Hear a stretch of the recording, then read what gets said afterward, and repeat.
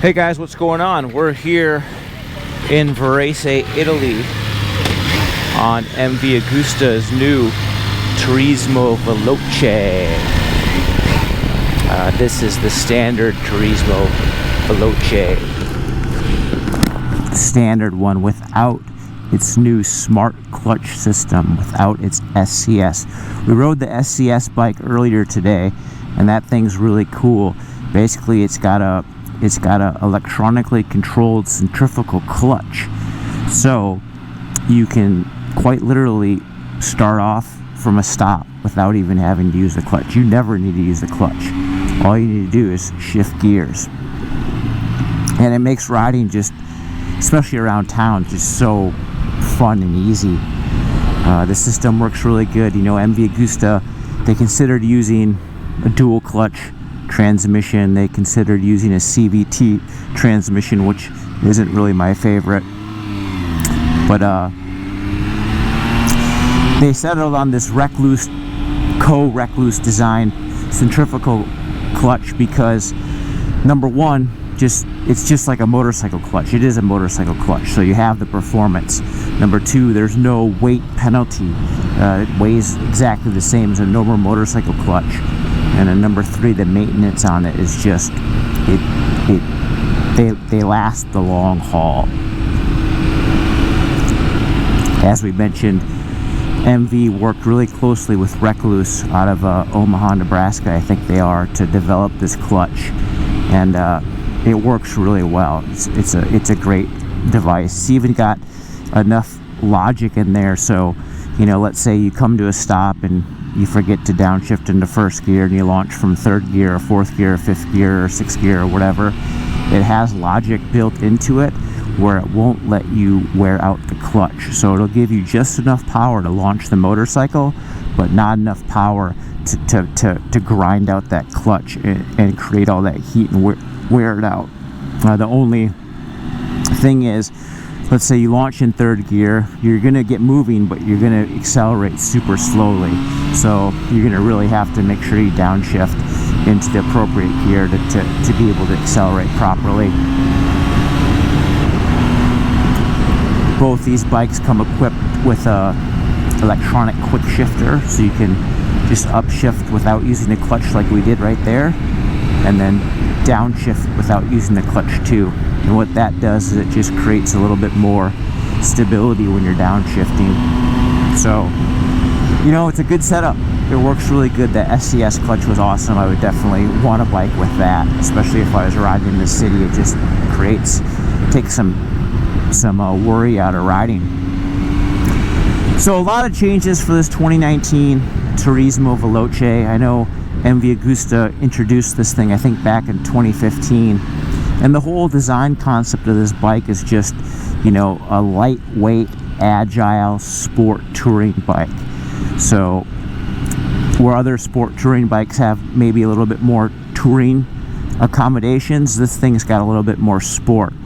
But it's worth mentioning that the luggage that this bike comes on is quite big. Like, it's got a big set of bags. They're easy to open, they're easy to close, they can come off really easily. And it's not a bad touring bike. You know, it's not the most comfortable touring bike, but it's definitely not the worst. And just having that huge luggage capacity, that's a big deal for me. You know, when I'm riding and when I'm touring, I want to bring the kitchen sink with me. So the more room, the better. We're riding in Europe right now in Varese, Italy, so we can do these kind of pseudo crazy maneuvers. In Europe, that kind of stuff's not frowned upon at all. It's just how people ride motorcycles. It's how people get around town quickly. But in America, of course, everyone frowns upon anything that's not deemed legal or safe. So that's why we're riding like that. It's completely fine here. A lot of changes to this bike, though. For 2019 MV Agustas, they've replaced a number of components on this thing. The starter clutch on this bike's all new. It was prone to having problems with the predecessor, so they re-engineered it. That's a new part. The transmission, the 6-speed transmission, is totally new. The gears that drive the oil pump are new. Another important change is the way the engine's harnessed in the frame. Before, the engine was bolted in the frame with these long steel rods, and those work good, but MV says that there was a little bit extra torsional, there wasn't enough torsional rigidity. So when you're heavy braking or loading the chassis with the brakes under deceleration, chassis would twist a little bit. So they went to a new mounting system where there's actually a double-sided affixment. So the engine actually bolts on to the frame on two sides on either side, and that just creates more rigidity, so the chassis is less apt to flex when you're braking heavily. Another important change is the cylinder head on this 3-cylinder engine. It's also new. It's got a little bit different machining. The way they machine it's a little bit different. The valve guides are a little bit more robust, now made out of some sintered material just to kind of have it last a little longer. So basically, just what MV Agusta has done is they've just made a lot of little refinements to enhance the durability, take away some of that noise in order for the motorcycle to meet Euro 4 emissions. But still, the engine has a lot of character still. I mean, you can still really hear the sound of it, and it's a very visceral feeling engine, just with a little bit less background noise, that just annoying noise that registers when they're doing the sound testing's been mitigated with, you know, changes including that cylinder head. And this 800cc i3 engine, it works really well. I've spent a lot of time on this engine with the F3 800 sport bike, and obviously in the smaller displacement F3 675 sport bike, and it just works so good. It's a really smooth engine, has a little bit of vibration but not a lot, just enough to know that you're riding a fun sporty motorcycle.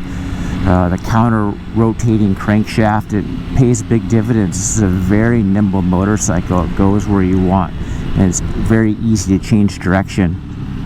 I mean, I think with a tank of gas, this bike weighs around 440 pounds. It's a very light sport touring motorcycle.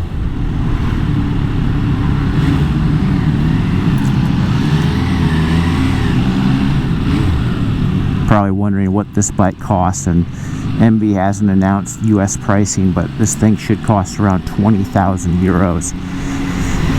Of course, getting a hold of an MV Agusta motorcycle in America is always tough. The dealer network's super limited. They say they're working on it, but the reality of it is it's pretty challenging right now. So I could understand how you might not buy an MV Agusta, even if you wanted to. They're great bikes, but they're hard to get a hold of. You know, common misconception people always have with these things is that their build quality is not very good, or they're not quality machines, but these things are actually very high quality. They've been high quality ever since the F3 675 came out. The fit and finish on these things is very nice. You can just see how everything just put together really well. It doesn't look cheap, it doesn't look janky. All the fasteners are high quality. If you look at the engine cases, everything is just machined so elegantly. They're very well put together bikes. Of course, they do have some durability issues. That's why MV changed the starter clutch. That's why they redesigned the gears. That's why they quieted up the cylinder head, just to kind of give this thing more durability. MV says when they test these bikes, they aim for a durability of around 50,000 kilometers. So that's the intended life cycle for these bikes, which isn't quite as much as a Japanese bike, but that's just how MV does their development currently. You got to remember, this is a small company. It's a small boutique brand. They don't have the leverage of Yamaha or Honda or even Ducati behind them. So it's always going to be more of a upscale boutique brand, but they're neat bikes. You know, if you're a shorter person, 5 foot 8 or 9, you're gonna fit on this bike really well. It's probably one of the gripes I have with MVs is they're just kind of small feeling motorcycles. Obviously they're, you know, designed and manufactured here in Italy, and Italian people are just smaller than us Western fellas. You know, you don't really see 6 foot tall Italian people very often. So obviously they've designed these bikes with a more European frame in mind. So these bikes favor a shorter person. I'm 6 foot tall, and the cockpit is maybe a hint cramped. It's not terrible by any means, but just where the seat's super short from front to back. The seat's super short from front to back, and another kind of odd thing is the seat's kind of tall. I mean, you would think for a shorter Italian person that they would have a shorter seat, but it's actually pretty tall. I can still plant both feet on the ground, but you know, the lady in front of us, she has a hard time at a standstill, and some of the other shorter riders, it kind of is a little tall.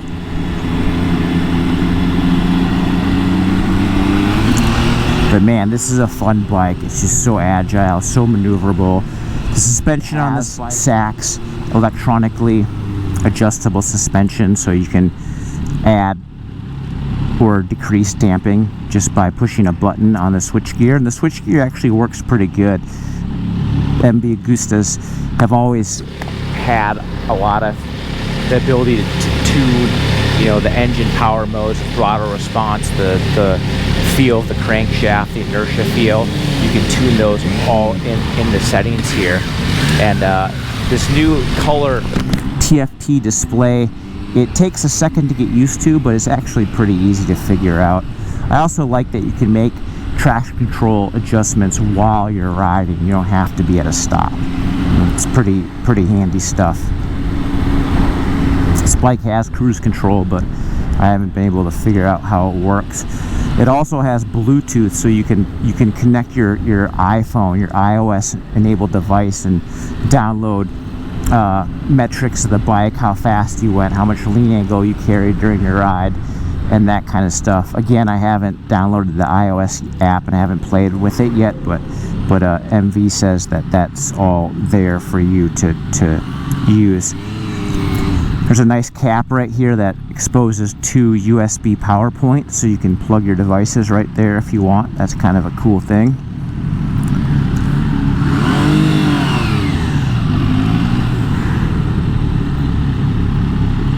And it's a pretty nice bike. Windscreen can be moved up or down right like that with that little lever. Super easy to use.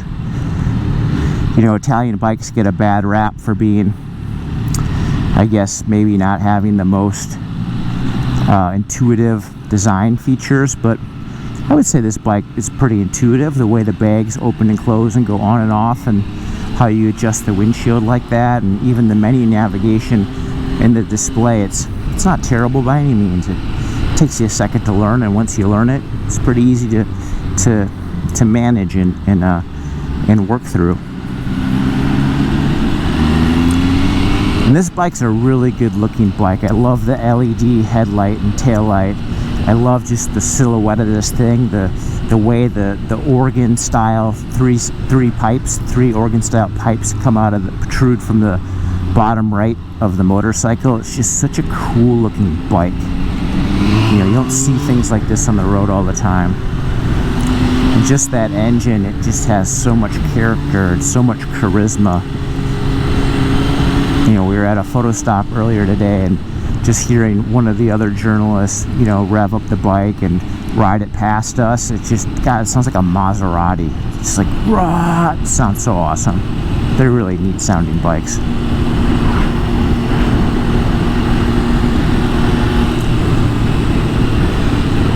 Right now we're riding in with the damping, the lowest dampening setting, but you can change it here with the switchgear here on the handlebar. If we can get out of trip mode. Probably spoke too soon.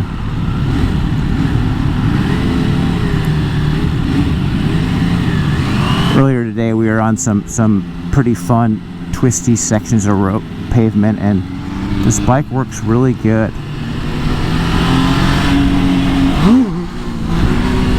Does wheelies too. I think the suspension's not quite as heavy duty as other sport touring bikes,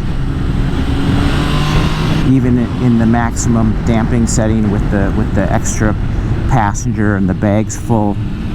When you enable that mode, it's still, the suspension's still a little bit spongy, and you know, we barely even have anything in the bags, and there is no passenger. It's still just a little bit spongy.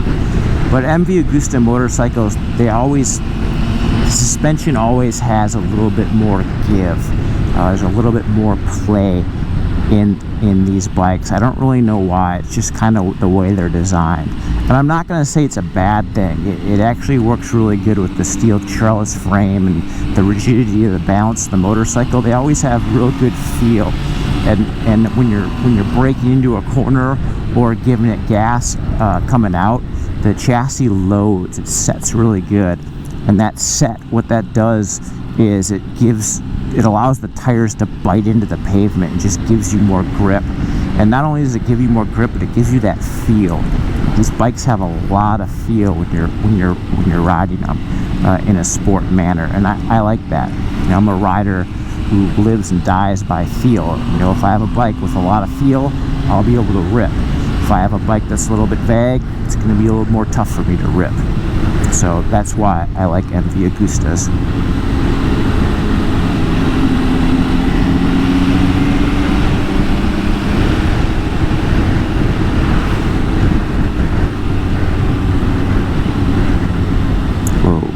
Brakes on this thing, they work good. Nice monoblock calipers up front. Rear brakes works nicely. The rear pedal, for whatever reason, is kind of low, which is a little bit strange to me, but you could just adjust that thing up, but it's a little bit low for me. But the brakes work good. ABS is standard. You can turn off ABS and manually disable it if you'd like, but for our ride today, there's no real point. This thing's riding on Pirelli Scorpion 2 tires, and they work great on the pavement. They have good deep tread grooves too, so when the skies open up and it starts raining, you'll still have grip in the wet. Well, that's about it, guys. We're just here stopped. That's a quick review of the new 2019 MV Agusta Turismo Veloce. If I was to buy this bike, I would definitely spring for the smart clutch system. That auto clutch is just awesome. It makes riding so much more convenient around town, everywhere basically. This thing's not wanting to go in neutral for whatever reason. So invest in the SCS. No doubt getting an MV Agusta motorcycle in America is tough. The dealer network is limited. But if you're just looking for a really neat looking motorcycle that runs and drives really well and is going to be something unique that a lot of people aren't going to have or see on the road, this motorcycle will fit that need really well. And to be honest with you, it's not a bad touring bike. Like, it's got a lot of luggage capacity. You know, the riding position's fairly upright and comfortable. You know, it's not the most comfortable touring bike, but it's also not the least. And I really like how compact and how small and how light it is. This is a real sporty touring bike, something that you can really have fun in the twisties with. And if you're looking for something that's a little bit more, you know, light duty touring, this bike's gonna work really good for you. Well, that's a wrap from the 2019 MV Agusta Turismo Veloce press launch. If you like watching this video, please go ahead and leave a comment. Let me know. Once again, I just joined the Motorcyclist magazine family just last week, so I'm working full-time with those guys. So we're going to start seeing a lot of my video content go on their YouTube channel with Ari and Zach. So Make sure to check out that channel if you haven't already. Leave me a comment. Let me know what kind of video series you guys would like to see from me. And of course, make sure to check out Motorcyclist Online. That's the website where we're going to be posting written articles on this bike and all kinds of other stuff going forward. And check out the print issue if you haven't subscribed. You know, those guys have done a really good thing this last year or two, redesigning the magazine. Yeah, it's gone down to 6 issues a year, but the quality of the articles is quite high. I was flipping through an issue the other day and reading some of the articles, and there's some good stuff in there, and I'm actually really honored to have been chosen to contribute to that magazine and pen some articles in it. So, you know, give them a subscribe, and we'll see you guys next time. Thanks for watching.